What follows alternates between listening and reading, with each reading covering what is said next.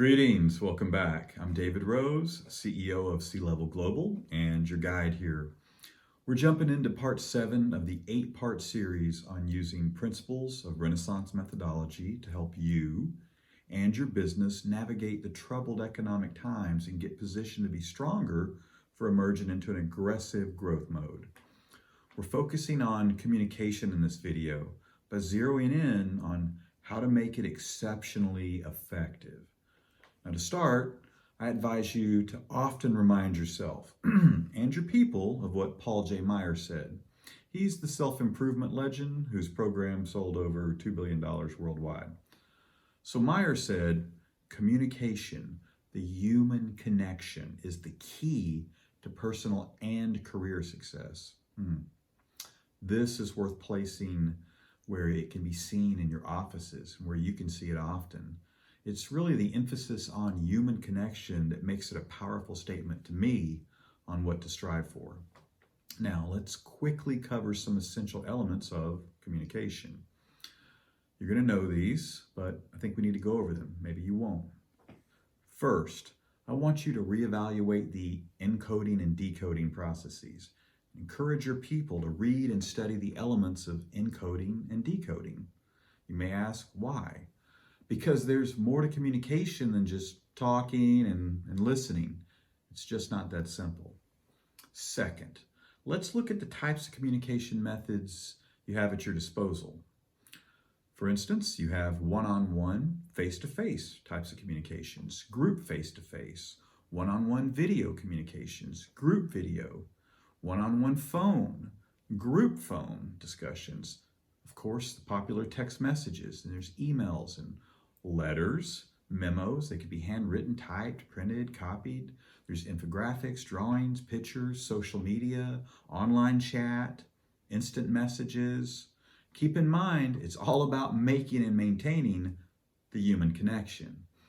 Now, I reviewed these methods because I want to remind and encourage you to remind and encourage your people of their options, and especially to encourage using multiple methods of communication to reinforce objectives, goals, and especially each person's and team's assigned mission-critical metrics, which we've gone over extensively in previous videos. Third, keep in mind it can be an interactive discussion or a one-sided. That's when one person is doing all the talking, and I advise you to keep 90% of your communications open. Fourth and last, here's the deal. When it comes to communication, there's basically 2 schools of thought.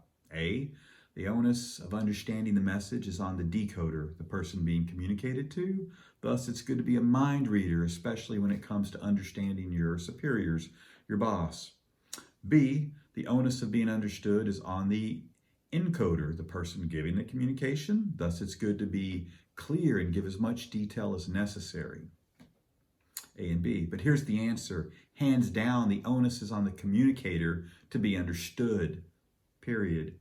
Your people are not mind readers. And no, the best and the right people don't have to be mind readers. You have to own your message being understood. That's a hell of a lot easier and more practical. Not to mention fair. Next, let's look at communication best practices.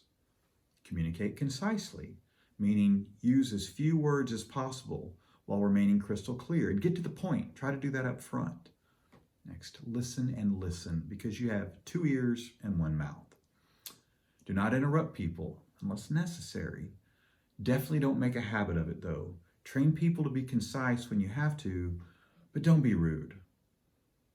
Repeat back in brief paraphrases what you heard to be certain you got it, and to validate your listening and comprehending.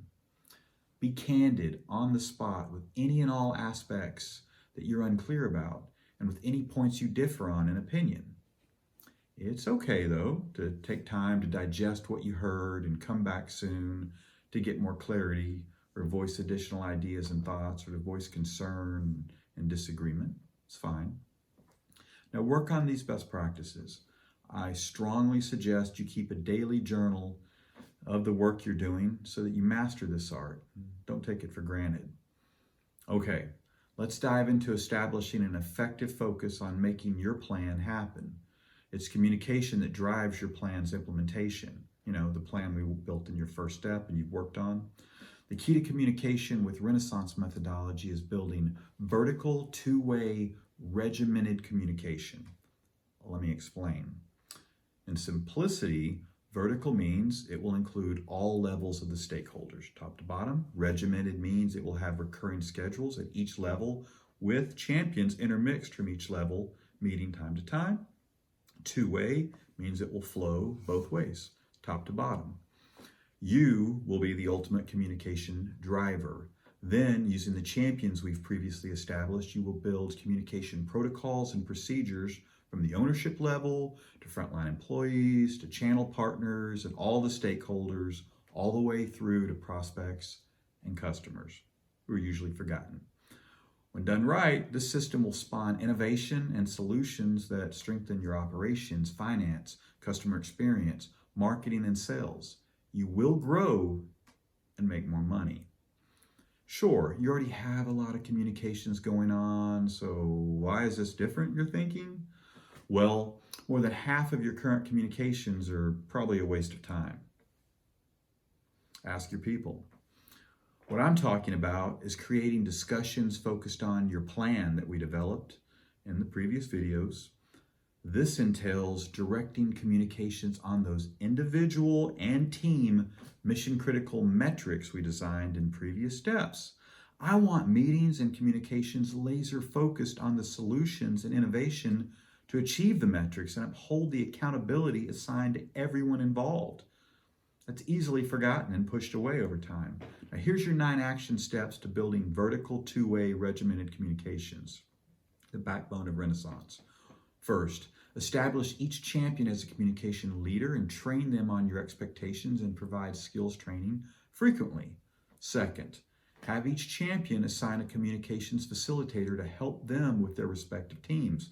Call them whatever you desire, but provide them the same expectations and skills training frequently. Third, provide rules of engagements for communicating and skills training for all the stakeholders at least twice a year. 4, set up recurring meetings that focus solely on the plan's execution at every level of your organization. This will be led by the champions and their communications facilitators. 5th, set up mixed group meetings on a recurring schedule using people from each of the teams at every level, so there's recurring meetings with representation from every level.